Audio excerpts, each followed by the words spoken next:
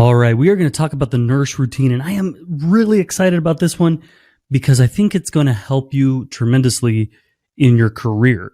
This isn't just one of those school things, but this is going to help you immensely in your career. So I want you to watch this one, pay attention, and draw what you can from it. Start your shift right. Set yourself up for success at the beginning of your shift instead of fumbling through when something goes wrong. The first 5 minutes will determine the rest of your shift. You're going to be there 12, 13, 14 hours. Getting those first 5 minutes right is so crucial to having a great shift. So we're going to talk about those first 5 minutes on the floor and the first 5 minutes with your patient. And I think that that's going to set you up tremendously for success. All right. So the first thing you do is the safety check. And what we're talking about here, guys, is when you walk into that patient's room, where do your eyes go? Where do your hands go?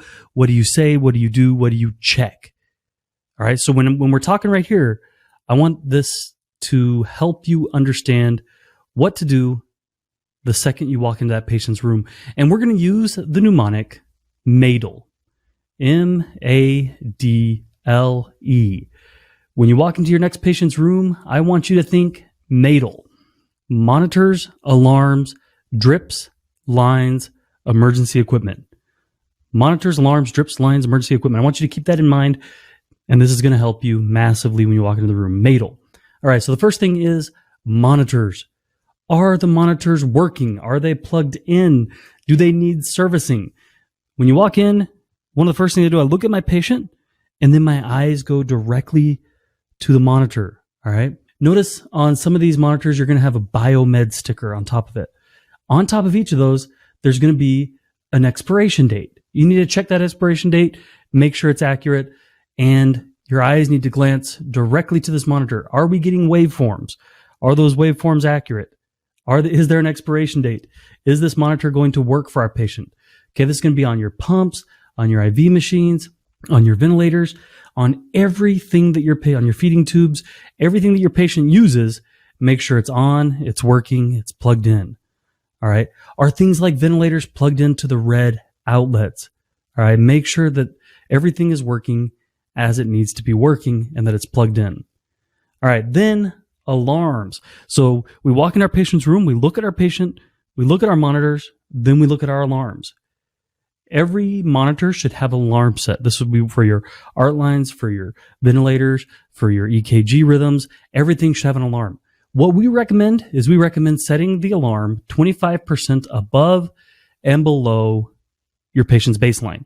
So if your patient's normal heart rate is 100 BPMs, beats per minute, I would set an alarm at 125 and I would set an alarm down at 75. That means if my patient goes down to 74, I'm going to hear an alarm. If my patient goes up to 126, I'm going to hear an alarm. Your facility may differ a little bit, so make sure you check your facility with that. Now, think about it. This is when you want to be notified. So you got to use some judgment here. Some people just set their high alarm at 100 and they walk out. But if your patient's heart rate is at 50 baseline and you're not notified until 100, that could be a big concern. Or do you want to be notified when it's 75, 85? There's a pretty significant jump here to get to 100. So make sure that you use some critical thinking, and you can always adjust these based on what you notice your patient's baselines to be. But you're going to see those trends when you show up, and your off-going nurse should report to you what that patient normally is. So set it based to that. As a new nurse, you're going to definitely be seeing these EKG ones, and you need to be setting your alarms based on that. If you have a COPD patient, we might have a little bit lower O2 sat that we might have it set maybe a little bit lower, maybe at 90 or something. For a normal patient, maybe we have it at 92, maybe we have it at 94. So really use some critical judgment and make sure you set those alarms right when you get there. Next, I'm going to be looking at my drips, right? So I've looked at my patient, I've looked at my monitors, I've set my alarms. Now I'm looking at my drips. Do we have the correct bags hanging? All right. If I'm told that my patient's on 0.9% NS, I walk in the room and they're on 3%, man, I got a problem.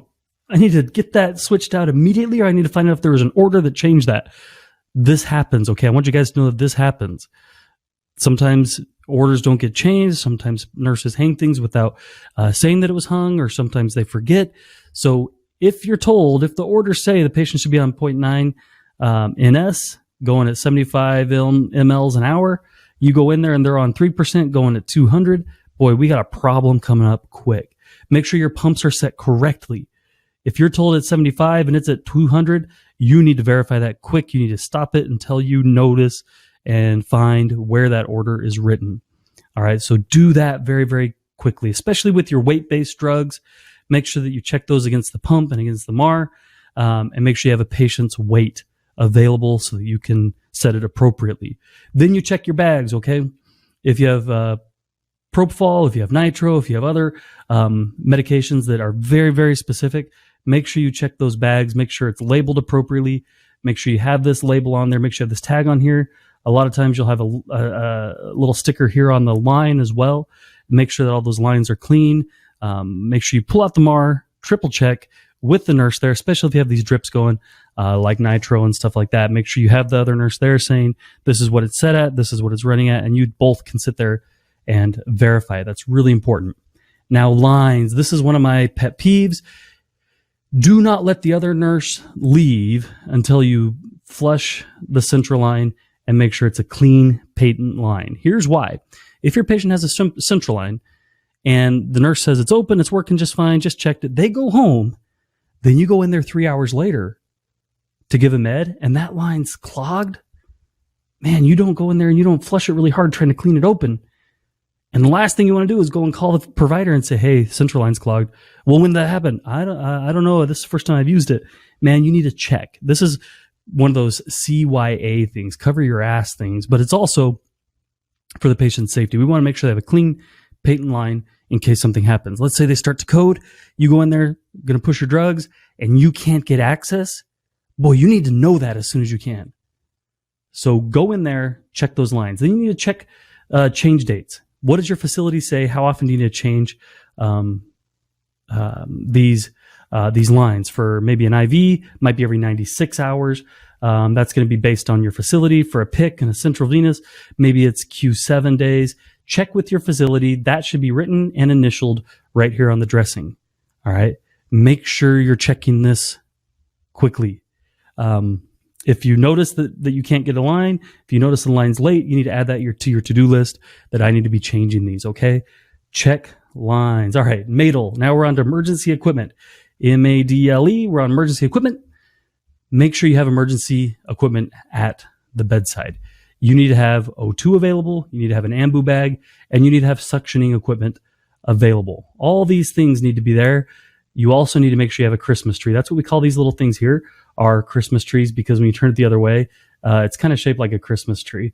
So make sure you have those at the bedside so you can give oxygen, you can suction, you can have the ambu bag available if needed.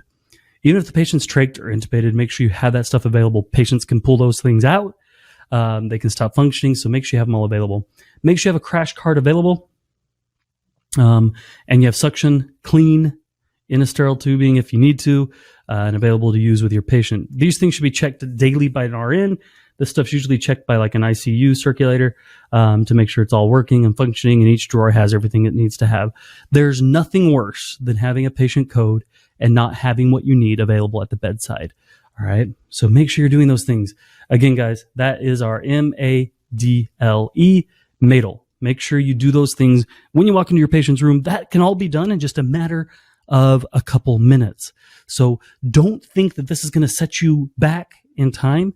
This is going to save you an enormous amount of time and heartache and pain and disaster for your patient if you do those things right away. Now we do our head to toe assessment. Right away, this should be done within the first 30 to 40 minutes of your shift, preferably even earlier. This is one of the first things I would do. I'd walk in there, look at my patient, start talking to him. I'm kind of getting my neuro assessment as my patient's talking to me. I'm doing my MADLE stuff. I'm looking around the room, checking monitors, checking lines. Now I'm rolling right into my quick head-to-toe assessment to get my baseline. I want to get the baseline. I want to see what's my patient at this moment. What's their skin at? What's their head at? What's their heart rate at? What's everything at right away when I first get there? So I know if any slight changes happen. Now working on a neuro ICU unit, these changes could happen fast, okay? So I want to know where my patient's at.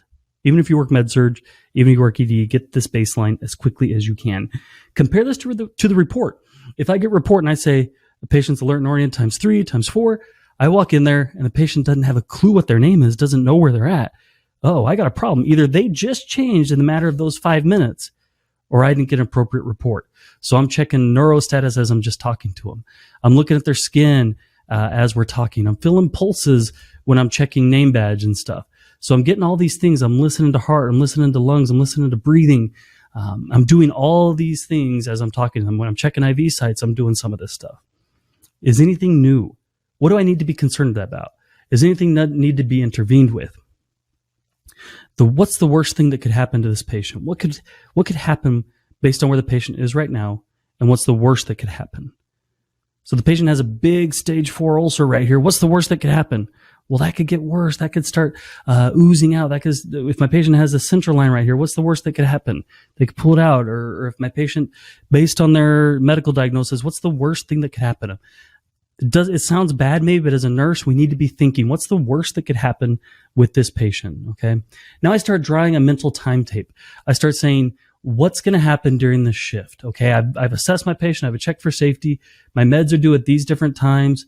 So procedures are scheduled right here. I know that maybe they have an MRI here, or they're going for surgery here. And I start thinking about these things. Here's all the stuff that I need to do. Here's all the points where I need intervention, or I need somebody out. Maybe there's a CT scheduled right here. So I start laying this out. This is what my 12 hours are going to look like with this patient. Does my patient need to be NPO starting here? Do they need to drink their contrast for an x-ray right here? So I start really looking at these things. Are consents signed? And I start laying all this out in my mind. And I start comparing between different patients. Is it a busy hour? Maybe I have another patient right here who's also got a procedure planned. So maybe I need to do something here with this patient, there with that patient. And you just start kind of laying these things out, and you start planning your care. Then you start saying, where can I cluster things? If these are both meds, I can do all these meds at one time. I can do all these meds at one time. So this is called creating a time tape, and also clustering your care and making sure that you can start doing things together. All right, guys, this is a lot of stuff here. I want you to come back. I want you to think MADL. I want you to think, how do I do my head-to-toe assessment? And I want you to be thinking about time tape. So you need to develop a routine. You need to say, do the same thing every time so that nothing gets missed. If you know how you're doing things, following the MADL, and having a routine, showing up at the same place, doing the same things, you know when things start to deviate from norm, and you can bring it back to the normal. Then your safety checks, MADL. Machines, monitors, alarms, drips, lines, emergency equipment, head-to-toe assessment, get a baseline, compare it, start thinking about your concerns. What could go off from my patient? Then you create your time tape, you plan ahead, anticipate needs, and start scheduling your shift out, comparing it to everything that one patient has in these 12 hours, and then what different patients have going on in the same 12-hour time. Then you really focus on those first 5 minutes. Those first 5 minutes mean so much. When you're working in a hospital, have a first successful 5 minutes, you'll have a successful 12 hours. All right, guys, that's a lot, but I do want you to come back to this lesson. I want you to come back and use all the resources in this lesson, because as you start working, please, please, I beg you, come back to this lesson and start realizing having a standard routine, doing your safety checks, doing your assessment, and then doing all these different things is going to help you immensely. Creating the time tape, doing your head-to-toe assessment, having a routine, your safety checks is going to make such a difference in your shift. I know you guys can do this. I know you'll be successful. We love you guys. Thanks so much for listening to this, and go out and be your best selves today. Happy nursing.